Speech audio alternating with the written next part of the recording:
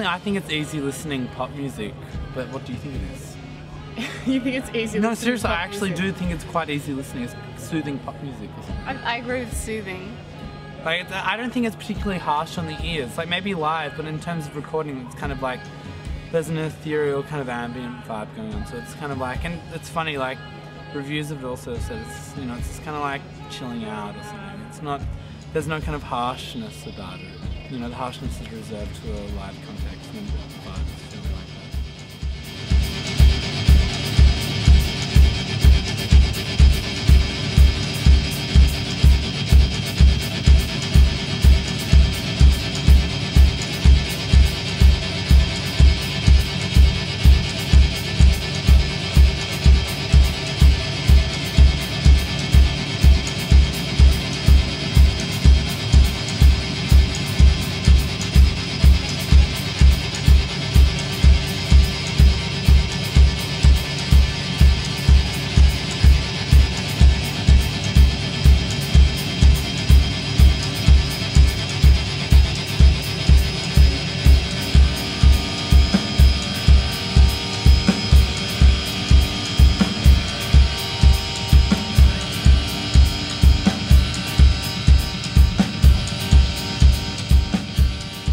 We decided to start a band in the sports bar, but we met prior to that through friends.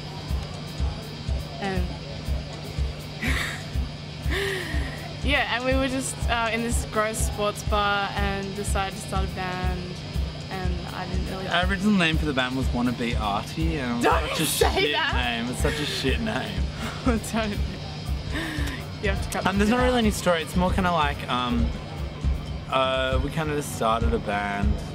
Yeah. And it was just kind of like a snowball. There's never really stories really. though. That's nothing. It's just kind of like, you know, people. It's like writing. People ask about writing songs and stuff. It's like things just kind of happen just through social coincidences and stuff.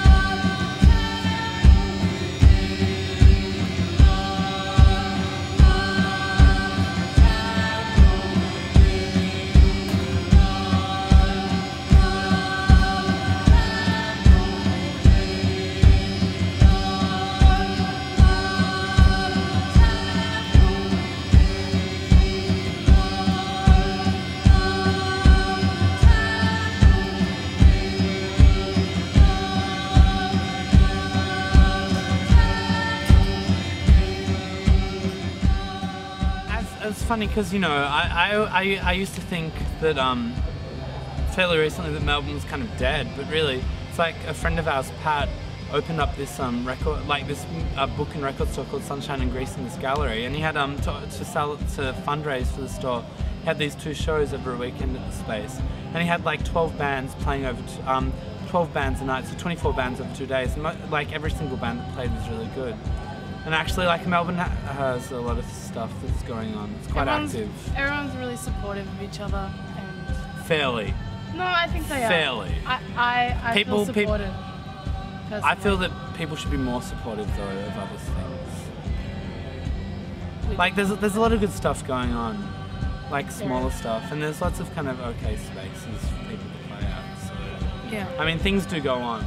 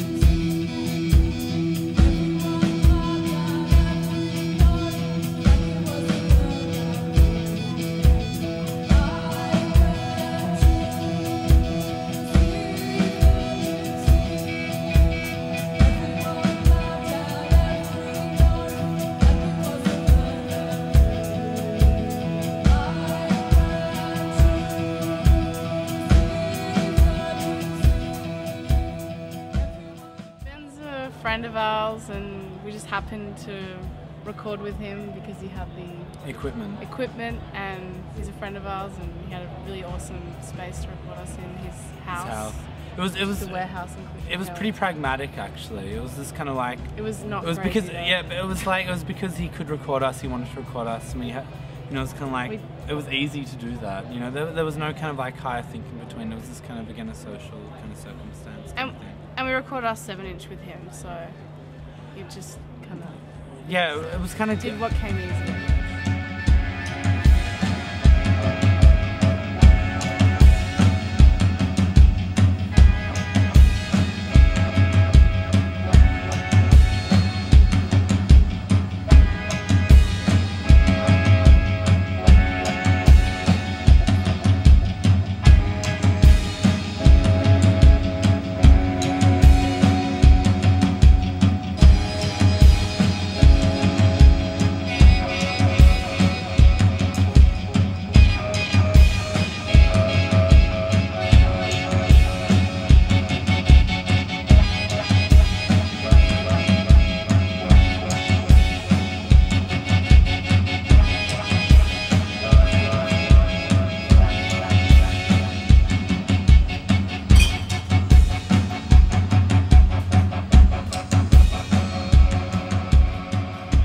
We don't improvise in the studio.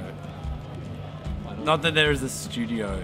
I guess it's a time factor. It's like we have to go in there and Ben's got, you know, like a day or two to record what we really need, essentially. So we have to record the basic tracks pretty fast. So we go in there, and then we've got a couple of months to do overdubs and vocals and stuff. Because the album, we basically went in and recorded it over 2 days, the basic things. And then for the next 4 months, like there'll be a period we record the basic tracks, and for 2 months we didn't even hear it or listen to it. Then we go back and record some piano or some percussion, and then go back and do vocals and transfer it. It was like a very